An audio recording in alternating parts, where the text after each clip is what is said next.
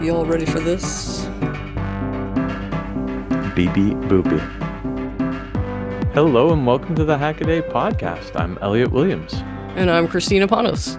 This is episode 289. We'll be looking at tiny games, 2 modern modems, and the next big thing.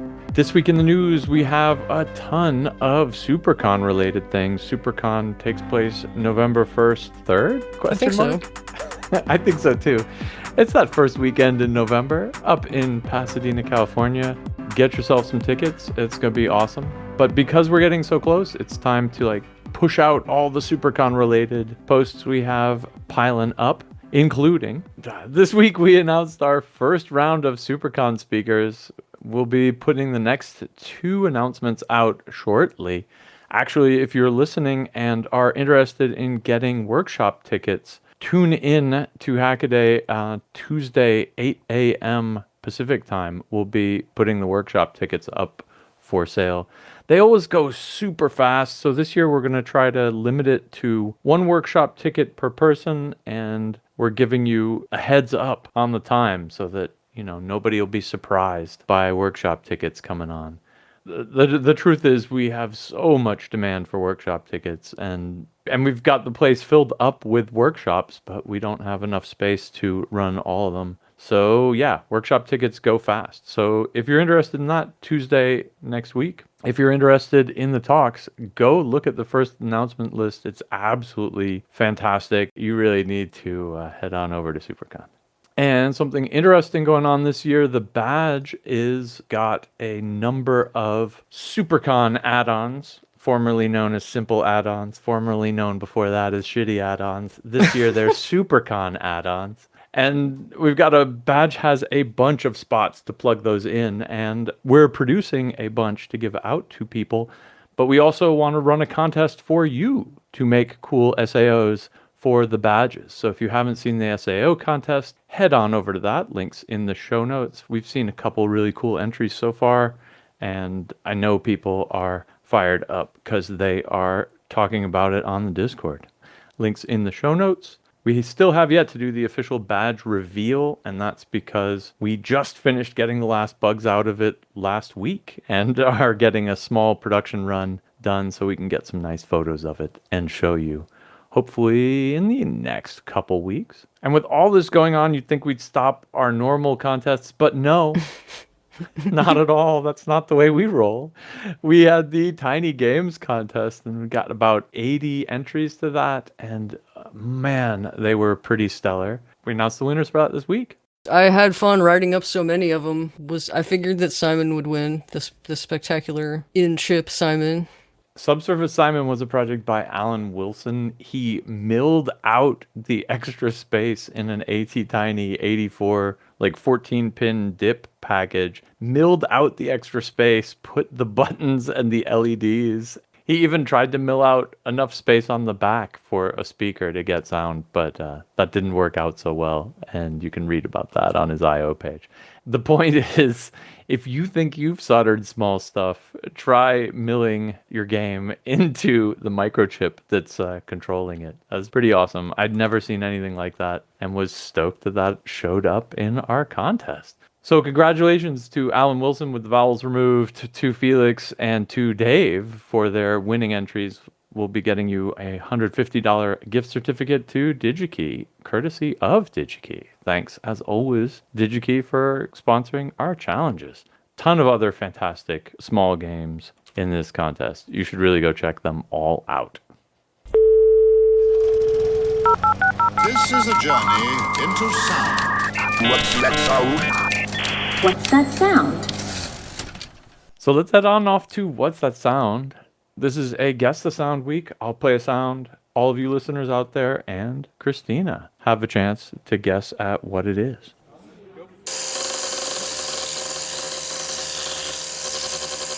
Ooh. Play it again, Sam. Yeah, it's really short this week.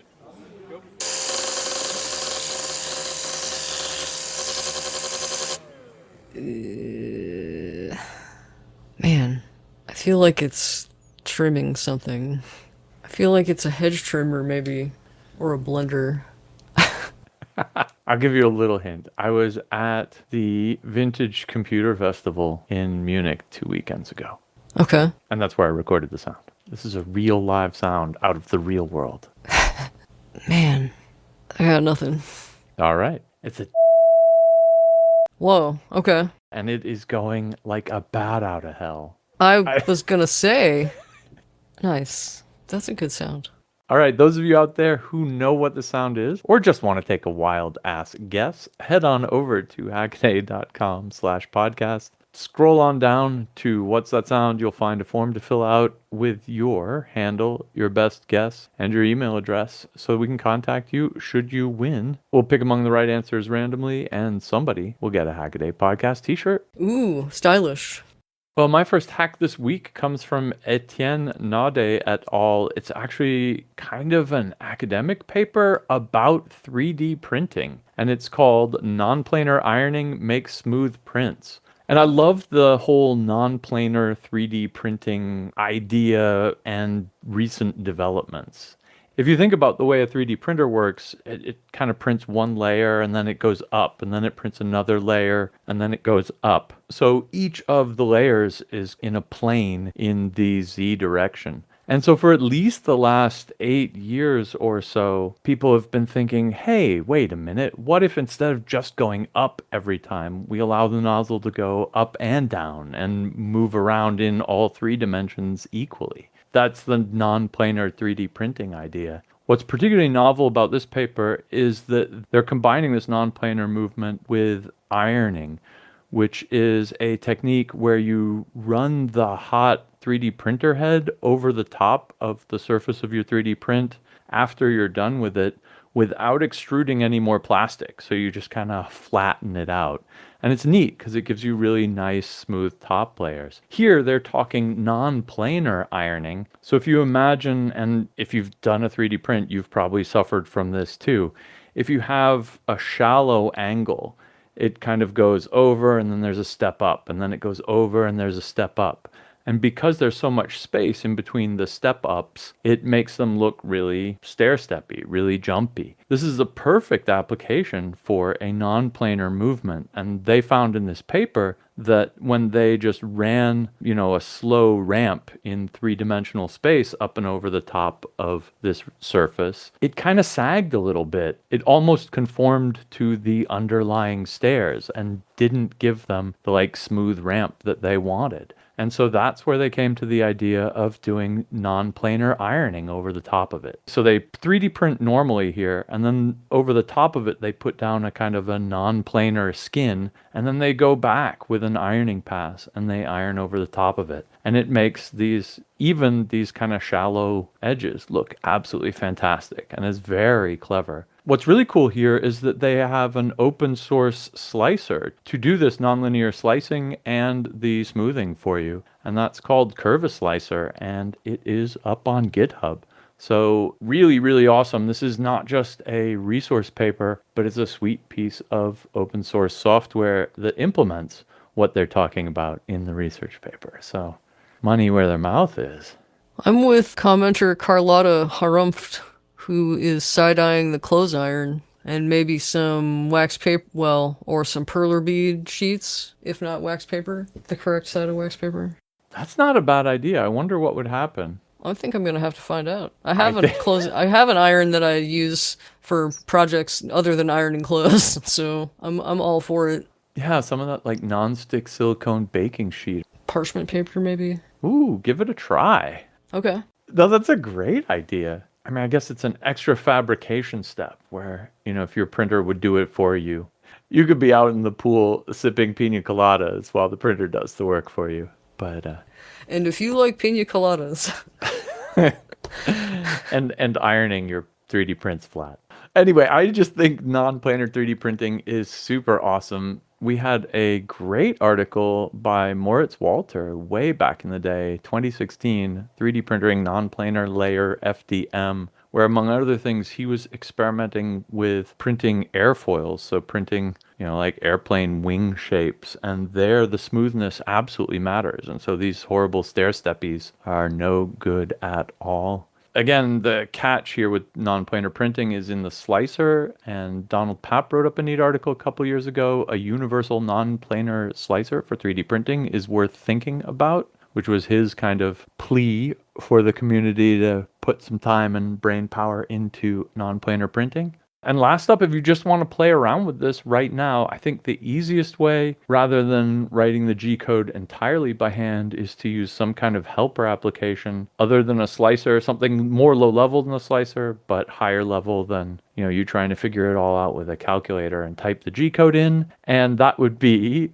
full printing path control without writing G code. And that was a write-up of a video by Thomas Senlander about the full control G code software, which is kind of this happy medium between doing it all yourself and letting the computer do it.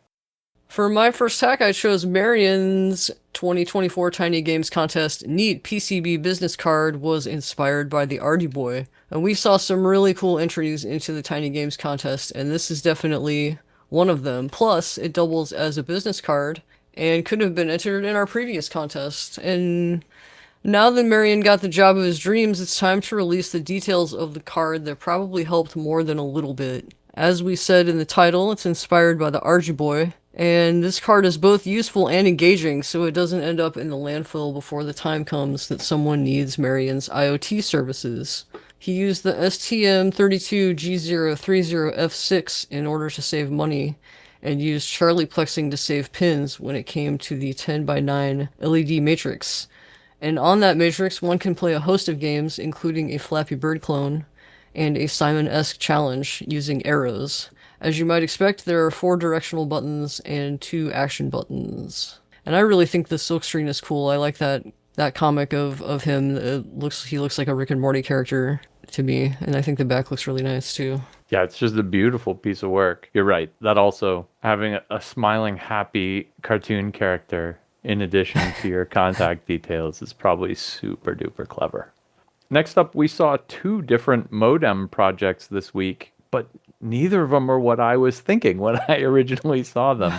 So I wanted to cover both. The first one is Brian's a brand new USB modem in the 2020s. It takes an off-the-shelf M2 form factor modem card, and the rest of his PCB is just an adapter plate for it and converting it to work with RS-232 style serial. And so the idea is if you have maybe a retro computer or just want to get some serial information over an actual kind of twisted pair phone line type audio modem, you buy the Skyworks ISO modem chip board, you plug it on in, and you're off to the races. USB micro in one side, telephone line in the other. Boom. That's cute. It's like 1,000,000 times smaller than modems used to be back in the day.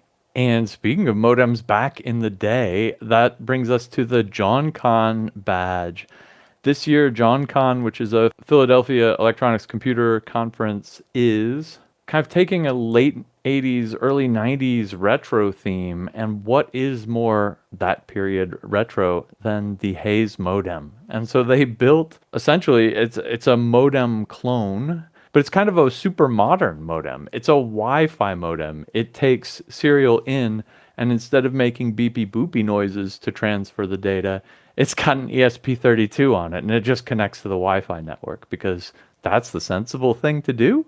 But it has the, characteristic row of blinking lights for all of the different signals, and they printed a fantastic case for it that looks like one of those old school brown and black flat Hayes modems of the time.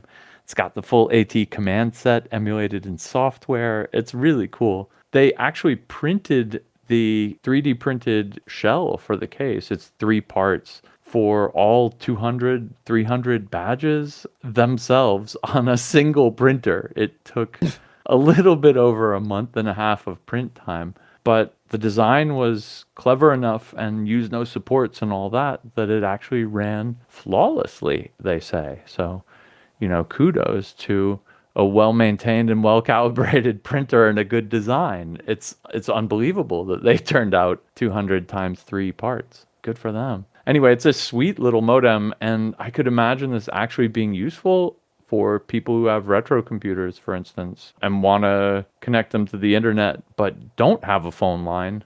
This is the modem that you want, right? You can plug it into your, I don't know if Commodore 64s could do modems. You could plug it into your old terminal and then it hooks up to Wi-Fi and you can pretend that you're logging into a BBS back in the day, because for John Con, I think they even spun up a couple BBSs or maybe a multi-user dungeon and stuff like that. So it's real retro fun, and it all runs on their badge, which has an elaborate and pretty 3D printed case. So sweet piece of work there. But what both of these have in common is that what I wanted to do with the modem and what I've never seen anyone do, and what neither of these do, is actually write a bit of software for a microcontroller that makes the beepy boopies itself. Right? In Come response to serial coming in. How hard can that be? I think the answer is not very. We need the beepy boopy, people.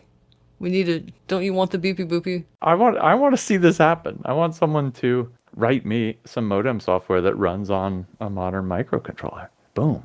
Now, have you ever broken a bone? Unfortunately, yes. Ooh. Arm. Simple breaks, no worries. Actually, once on my upper arm, that sucked. Don't ever break your humerus. It's not funny. Ow. I don't think you could use Cast 21 on a humerus, but if you had broken your wrist, you might have been able to use this, my next hack, which is Cast 21 brings healing into 2024. I haven't broken a bone, but if I do, I know I want one of these, if possible. Because I've always been afraid of the itching and the discomfort of regular casts, and this just seems like a complete heaven sent. It can breathe, and it's waterproof. You can even go swimming without covering it up at all. It seems to me a little bit, now that it's one of those things, like, now you see it, it seems like, why didn't we have this at least 10 years ago? Maybe that just goes to show how cool it is. I don't know. But I'm glad that it's here now. Essentially how it works is the doctor slips this sleeve on your wrist that's made up of interconnected silicone tubes and then fills it with this resin that sets up in about 3 minutes, and the whole process takes less than 5 minutes. And removal is really easy. You just snip it in 5 places with scissors. I thought it was 2 places because of the removal infographic, but a commenter who has had one in another land where they've had them for a couple years now says that it's 5 places, which makes more sense to me. Yeah, I guess you kind of have to cut all the way around the like latticey thing. I'm not saying I want to break a bone, but this thing is really cool. Yeah, I think you still don't want to break a bone. I don't. I really don't. No, but it's pretty awesome. It's funny how low tech the plaster cast is now that I think about it in comparison to this. Like, you really just take some wet plaster and rags and you wrap them around and let it harden, you know? Look, we're making a science fair volcano. Yeah, right? Oh my God, this is the week of twofers for coming from me. Here are 2 projects in the same week, that are about storing data printed on paper using 2D images. Let's see, the first one chronologically came from Zach. Back up your data on paper with lots of QR codes. And then a couple days later, we published another one, the Optar, archiving data on paper using 2D images. And basically, they take similar but different approaches to printing out your data on a piece of paper and storing it. And so, of course, your burning question, I know you've got the burning question, is how much data can I put on a sheet of paper? And the answer is, using the Optar method, which uses an extended Golay code, you can put about 200K on a piece of paper at their kind of default resolution, which actually doesn't look too super high to me. So it's not like straining your laser printer at all. Using the QR codes, you get a lot less. Zach's prototype had 3 kilobytes per page, but he says if you printed it small, you could probably do 130 kilobytes per page. So that kind of gives us a ballpark here of like 100 to 200K per page for, quote, optical data storage by printing it out and looking at it later with a camera. QR codes, of course, are meant to be position independent. You're supposed to be able to just point a camera at it, and if it's off to the side or if it's turned around skewy or whatever, because it has these 3 orientation spots, it can do the de-skewing in software. So that is a bit of an overhead for Zach's method, which is why it doesn't get quite the density of storage that Optar does. But I just think both of these are really, really cool ways to store not a tremendous amount of data, but a little amount of data. There are lots of times where you might want to store a little bit of data like this safely, securely with some kind of redundant encoding so you can just later read it with a cell phone, like complex passwords or like SSH keys or RSA keys. You have these whole 4K worth of data in your nice random seed. You don't want to type all of that in, and optical character recognition isn't going to work so well either. So the easiest way to do it would be like this QR code method. You just save your passwords, print it out in QR codes, and put them in your closet. I think that's an awesome idea. We've seen this done before in the past. Of course, this can't be a new idea.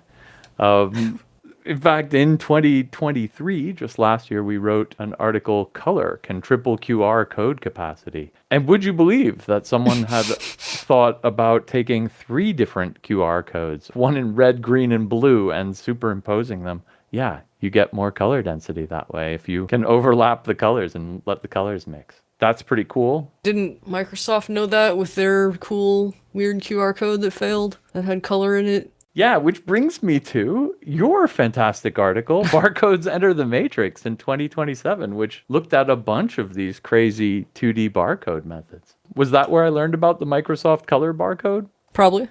That didn't win? It's so pretty. It is. Yeah.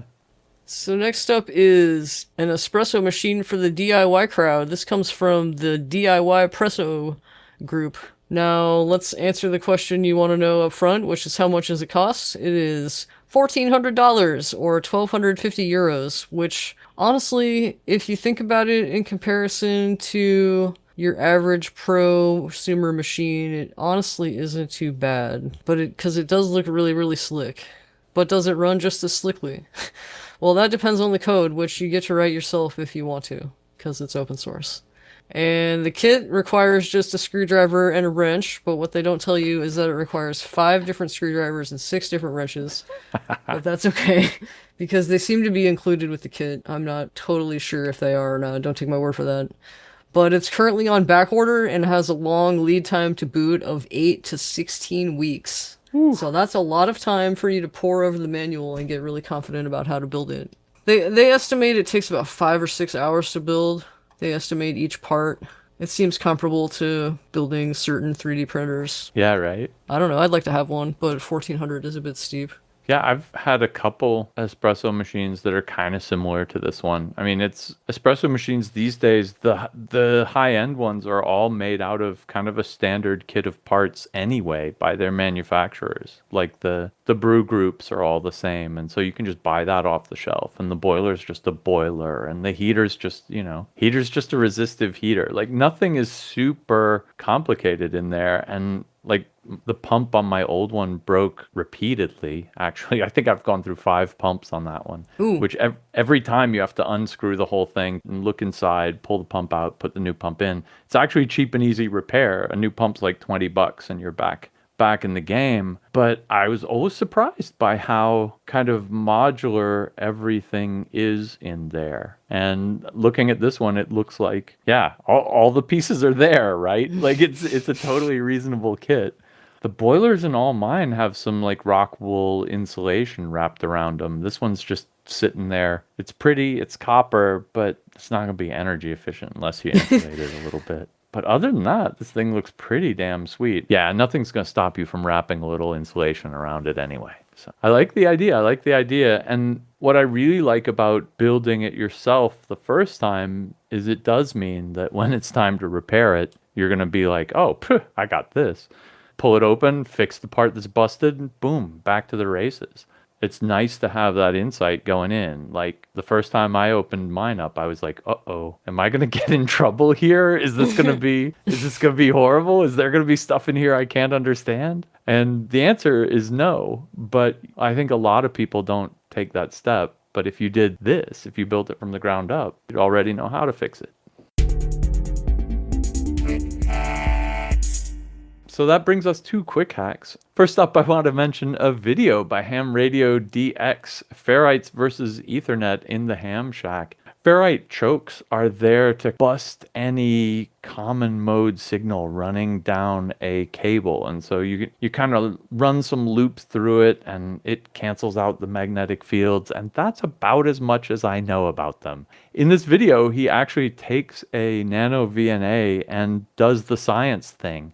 Measures the noise reduction impacts of running a couple loops through a ferrite, and it's actually very successful. He also wonders if you were to put a couple ferrites on some Ethernet cable, would it kill it or would it make it better? And he runs speed tests, and the answer is neither. It's just about the same, but it results in less radio interference for his HF radio listening. So it's a win all around. Basically, long story short, take your Ethernet cable, loop it twice through a ferrite, and you should be knocking down the noise and doing yourself no damage. Come on, heal the noise. Sorry. Ooh, nice.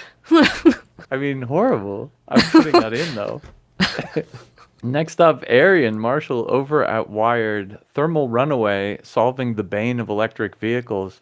Electric cars don't go up in fire that often, but when they do, it is noticeable. And so the question is, what can be done about this? And the answers include things like different battery chemistries. The lithium iron phosphates burn a lot less. They have less of this thermal runaway problem than straight up lithium ions. But what was really neat about this one was the discussions that went on in the comments.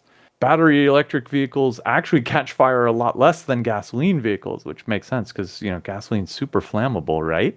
But dude points out that this may be because battery electric vehicles are on average newer than gas cars. So we'll see what happens in 10 years when there's a good fleet of old electric cars out there. We'll see if they catch on fire as much as the gas burners. And then T pointed me to a NASA document. NASA is also worried about burning lithium-ion batteries in the battery packs on spacesuits when they do EVAs. And this whole piece is about what they are looking into to mitigate some of the risks involved with powering up spacesuits by lithium-ion batteries. And that includes clever venting solutions on the case because you don't want the whole thing to blow up like a hand grenade.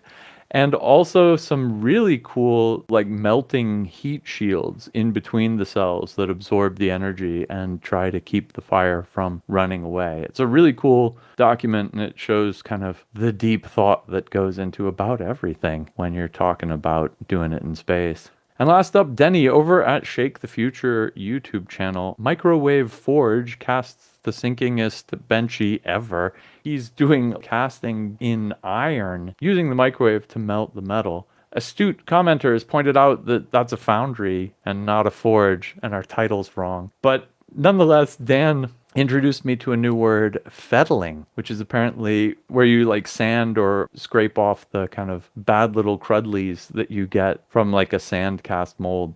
Fettling. And today I learned that you can melt iron in a microwave oven. And if you haven't seen Denny's entire series on do-it-yourself microwave crucibles, etc., you should absolutely go check out his channel. For my first quick hack, I chose Trungtron's recreating a popular faux Nixie clock. Now, we've all seen those faux Nixie clocks that use LCDs instead of cold cathode tubes, and this is a DIY recreation of one of those. It's based on the ESP32S3, which does Wi-Fi. It syncs up over MTP and uses a real-time clock to keep things from drifting. Now with these LCDs, of course, you can use any pretty font or picture you want to, although it's hard to beat the Matrix Rain animation. Next up is Pong in a Petri dish, teasing out how brains work. This comes from researcher Vincent Strong and a couple of other people. Now, how do biological neural networks actually work? Who knows? One theory is that they seek to minimize the difference between inputs and their internal models.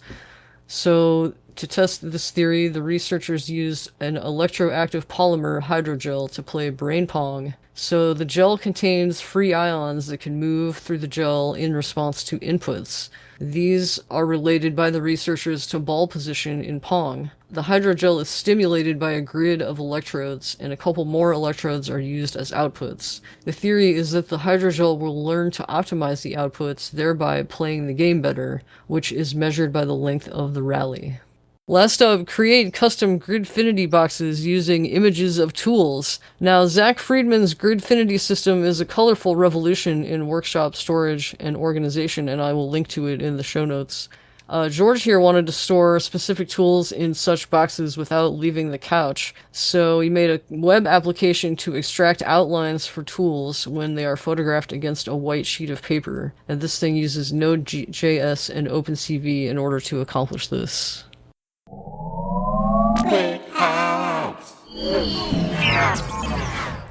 All right, well, that brings us to our Can't Miss articles. These are long-form pieces written by our fantastic Hackaday writing staff. This week, I wanted to pick one that only would run on Hackaday. Arya Voronova's Where Do You Connect the Shield? And this is a question that a lot of people have when they're putting connectors on PCBs. That is, it's always got this outer metal casing.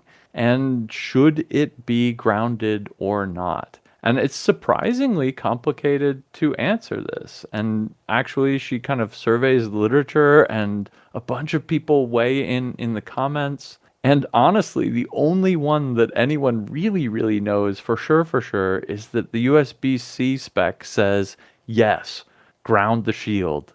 And then, of course, people in the comments are like, which ground is that? Is that protective earth, or is that the chassis ground, or is it the negative terminal of the battery, if it's battery powered, et cetera, et cetera? Whew, beats me. Hop in the comments and wade in. It's really interesting. The idea behind grounding the shield is that a lot of times when you have a shielded cable, it's got it's kind of like the cable's wrapped in aluminum foil. And if you connect that aluminum foil to the ground, you're building a Faraday cage essentially for the wires inside it. And so you could hope that this would help it reduce interference from the outside world. With things like Ethernet cable, they do this twisted pair thing to do something similar, hoping that differential signaling plus these twisted pairs mean that any interference hits both of the strands equally and kind of cancels out. So that's the easy answer is, yeah, you should probably ground it if you want a Faraday cage. But then if you look in the audio world, there are things called ground loops. And we have a great article on ground loops, actually. WTF are ground loops. And this was an article. Who wrote that? That's such a great title. This is an article written by Bob Badley, and this is something that plagues audio engineers frequently. He was actually running into it in his day job as a medical device engineer. But basically, if you've got a small signal running through a cable and you connect the ground on both sides of the cable, and then both of the devices connect to the same ground, you can kind of imagine this loop going through them. But, the wire down the devices, down to the actual ground across, and boom, you've got a ground loop. The problem with this is that any kind of loop is basically an antenna and likes to, it's Lenz's law or something. If there are any electric fields going through there, it pushes the electrons around inside the wire loop and it makes audio interference. And especially if you have, with audio in the house, you hear it as this 60 cycle hum in a lot of audio devices. And there the solution is one side doesn't ground it and the other side does. And that solves the problem. And you still get the kind of Faraday cage effect across the cable. So it's actually the perfect solution. Good freaking luck about agreeing on which side is going to ground which side of the cable. So, should my synthesizers do it? Should my amplifier do it? What if I plug a patch bay in the middle? What if nobody knows. And so ground loops plague audio engineers left, right, and center. And it gets worse when you get up to super high frequencies. And I'll throw a neat article in here. Ham busts the myth of ground. High frequency signals, what is and isn't ground for radio frequency signals, depends on the wavelength. And that is where things get even more complicated. And where things like the common practice on Ethernet shields to not ground the cable can maybe make sense. So Yeah, it sounds like it should be an easy thing. They've got these obvious metal cages around them that go to a common shield in the wire. Should you ground it? Should you not? And the answer is, with the exception of USB-C where it's in the standard to ground it, the answer is, it depends. You're welcome. For my can't miss, I chose Jenny's Ask Hackaday. What's next? Jenny asked the burning question, what's next? Meaning, what is there to be excited about anymore? We need a new epoch. What will it be? We've had the Arduino, the Raspberry Pi, 3D printing, expressive microcontrollers, but what could be around the corner? Jenny believes it could be ASIC fabrication and points to Matt Venn's tiny tape-out project. Is there room for another thing that makes a lot of other things possible? Sure there is. I think it just needs to get here, or it's already here and people need to do things with it. Now that sounds like a cop-out answer, but I'll stand by it. Commenters mentioned biohacking, and that seems frightening to me. Of course, I've got tattoos and piercings, but it still seems frightening to me. But that's about right. A lot of it has to do with wide adoption, and maybe it's the circles I travel in, but I think my own personal body modification ship has sailed. But maybe it's diamond making. Since you can get, and I'll link you in the show notes, since you can get a diamond making machine on Alibaba for $200,000. Of course, you need a lot more than the machine, a whole lot more than the machine, but I don't know, it's a long shot. Maybe that's what's next. Diamonds are useful. I suppose. Yeah, I think it's a great question, and I love her examples.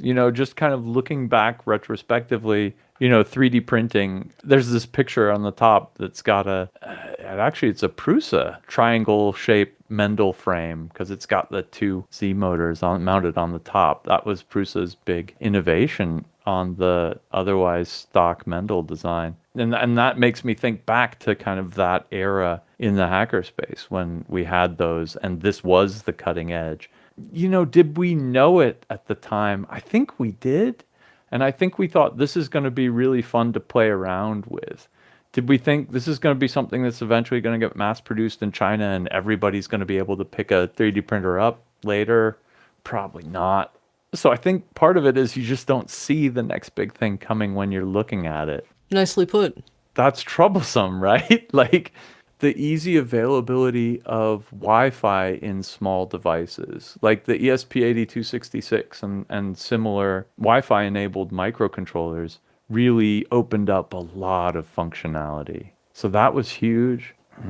Yeah, I don't know what the next big thing is. Man, I think it's a great question, though. It's a super great thinker question. We've got a turned on crowd. What do people say in the comments? Biohacking. Chip stuff. Biohacking. DIY pharmaceuticals. Oh, maybe, actually. We've seen a bunch of advances, for instance, in the kind of synthesize your own insulin front, which is one where people are definitely getting gouged. There's a lot of trouble there in terms of, there's a lot of trouble you can get into with DIY pharmaceuticals, of course. If you're ingesting it, it has to be safe. Somebody says robots. Yeah, I like that. And I don't know whether it's going to be robots that look like robots or, kind of robot tools like the 3D printer kind of is. I want it to be some kind of display thing or visualization thing. I think, we all sit and look at monitors all the time, and that front is kind of played out. VR goggles and stuff like that have taken a bunch of strides, but the resolution, frankly, still just isn't there for doing anything long term on them. That could be cool. But again, I don't know if this is a hacker thing because it involves serious fabrication of serious optics, which is hard. I wonder what the next thing's going to be. If you know what the next thing is, you have to head on over to the comments. Hackaday.com/podcast and let us know. Tell us.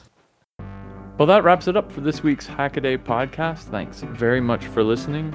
If you want to follow the links, head on over to the show notes, hackaday.com/podcast. And if you see anything cool or do anything cool, write us an email, tips@hackaday.com.